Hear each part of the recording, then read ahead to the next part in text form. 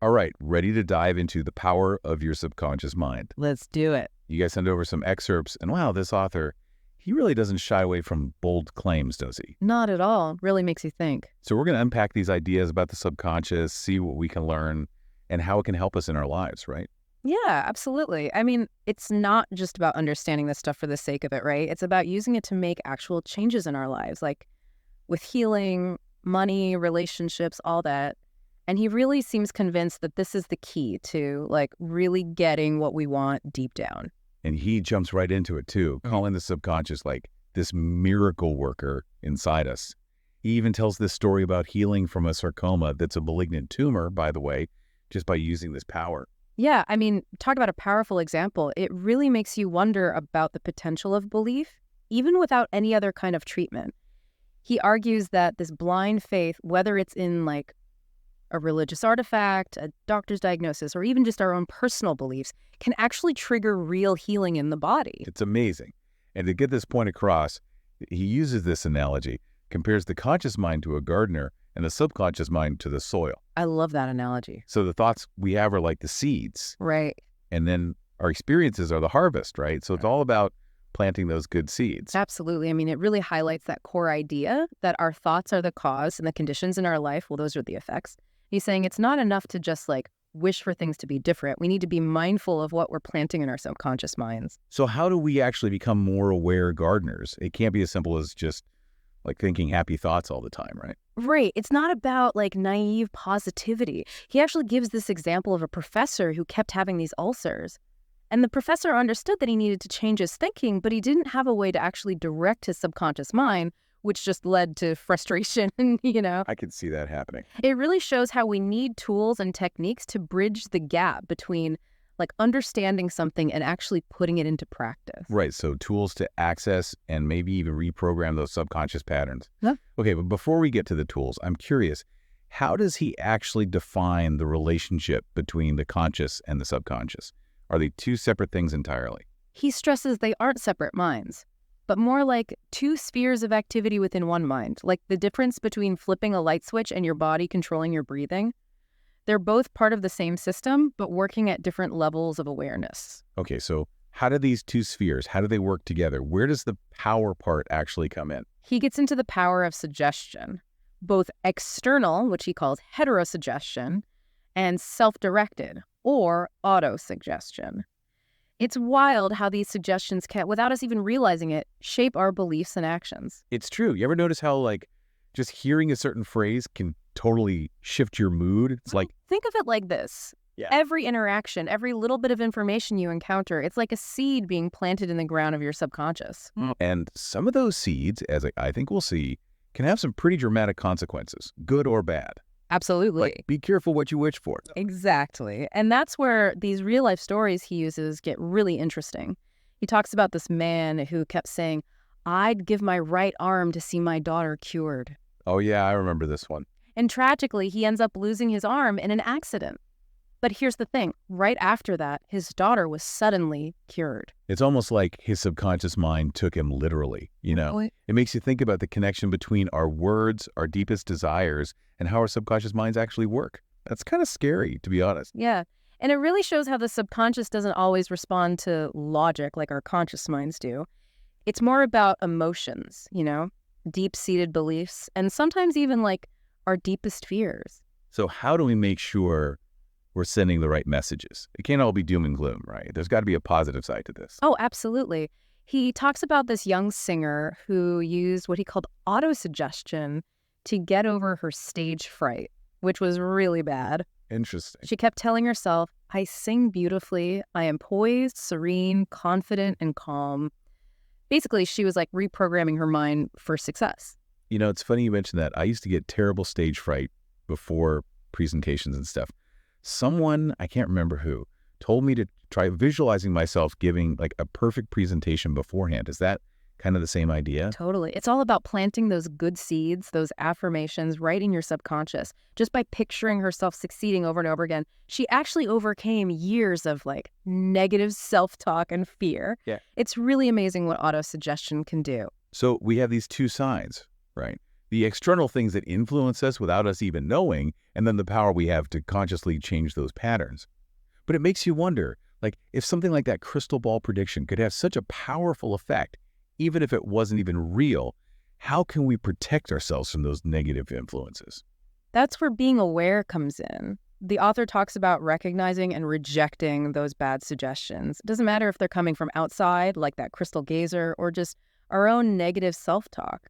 The more we get how our subconscious works, the easier it is to filter that stuff out. Right, right. And remember that story, that guy who was told he was going to die on the next new moon? Oh, yeah. And then he did, like Yeah. right on schedule. It's actually kind of creepy how powerful belief can be. Oh, for sure. That story really shows the power of suggestion, especially when it plays on our fears. I mean, what if he hadn't believed the crystal gazer so much? What if he just brushed it off? Would it have been different? We don't know. And that's like the heart of how powerful the subconscious mind can be. It's true. Even something we believe that isn't true can still manifest. Makes you wonder if the belief itself is what really matters, even if the source is totally bogus. Like that other example with the guy who was healed by what he thought was a piece of the true cross. Yeah. Turned out to be just some random wood. Totally. The author talks about Paracelsus, who wrote, "Whether our faith be real or false, you will nevertheless obtain the same effects." Basically, our subconscious minds don't know the difference between a real cure and a placebo. As long as we believe in it strongly enough, right? And the results, they can be just as real either way. So it's like a supercharged placebo effect. Interesting. But how does that even work? Like, is there any scientific explanation for this whole mind-body connection? That's where this guy, Hippolyte Bernheim, comes in. He was a French doctor who believed that the subconscious is what connects suggestion and how our bodies react.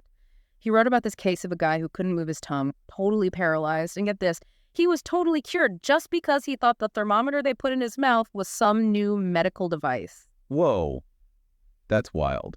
But we've been talking a lot about healing. Can we use these same principles for other things too? Like achieving goals, finding love, maybe even attracting wealth? Good question. And that's something we'll get into as we keep going with this deep dive. The author believes these principles are universal, meaning they work in every area of life. It's not just about healing, it's about aligning your mind with what you truly want, whatever that might be. So let's say I want to apply this to something like getting my dream job. It's not enough to just like casually look at job ads. We should be actively picturing ourselves in that position, right? Like really feeling it. Yep. Exactly. He calls it the mental movie method. It's all about creating a really vivid image in your mind, like a movie, of you already having that thing you want. And it's not just thinking it, it's about feeling it too. Like feel how exciting that new job would be, how good it would feel to achieve that goal. You got to convince your subconscious that it's already yours. So it's more than just wishful thinking. It's like you're giving your subconscious mind specific instructions. And because our subconscious can't really tell the difference between what's real and what we believe strongly, it starts working towards those things, even if they haven't happened yet, right? Exactly. He even suggests this thing called the thank you technique. It's where you express gratitude for the things you want as if you've already got them. You're basically telling your subconscious, hey, thanks for this, it's already mine. Interesting. So you're like doubling down on those positive vibes. You're connecting that desire with the belief that it's going to happen. Okay, but our subconscious minds, they're so open to suggestion, right? How do we make sure we're not accidentally messing things up for ourselves? What about all those negative thoughts and limiting beliefs we all have? He talks about this directly. He suggests using what he calls the argumentative method. Imagine you're in a courtroom, right? Your conscious mind is presenting a case for, say, your healing, your success, whatever it is you want. And you're using logic and evidence to dismantle those negative thought patterns. Like you're picking apart those limiting beliefs until your subconscious is basically forced to accept this new positive truth. It's like you're going up against that inner critic with logic and self-belief. Okay, so once those limiting beliefs are out of the way, we can start building towards what we want. Is that where things like affirmations come in? Totally. He talks about the decree method, kind of like affirmations, but even more powerful and direct. You use strong, assertive statements to get your subconscious on board with your goals. Instead of saying, I hope to be financially abundant, you say, I am a money magnet. Abundance flows into my life effortlessly. Yeah. It's like you're telling your mind, this is how it's going to be. Right. And the important thing is, it's not about forcing things to happen with willpower. He actually warns against that, talks about the law of reversed effort, meaning trying too hard can actually create resistance and block what you're trying to achieve. So it's more about letting go than forcing it. You align your desires with that unshakable belief, and then you kind of step back and let the subconscious do its thing. That's it. It's about reaching the state of relaxed expectancy, like a deep trust in your subconscious to make things happen. He compares it to planting a seed. You wouldn't keep digging it up to see it's growing, right? You trust the natural process. You know that with the right conditions, it will grow. I like that. So we've covered healing, achieving goals, but he also talks about applying this to other parts of life too, right? Like money, relationships, even just finding happiness. Right. He says these principles work everywhere. He talks about developing a wealth consciousness, and it's not just about affirming abundance. It's also about figuring out and letting go of any negative beliefs about money that might be holding you back. Like if you're thinking money is the root of all evil or rich people are all greedy, those are the kinds of subconscious blocks he's talking about. You know, it's so true. We often don't realize how much our beliefs are shaping our experiences, even with stuff like relationships. He talks about the importance of having that strong spiritual foundation and really putting in the effort. But he also emphasizes forgiveness, right? Forgiveness is huge. He says it's essential for both ourselves and others because it helps us let go of negative emotions that can really weigh us down. Holding on to anger and resentment, it's like planting a poisonous seed in your subconscious, you know?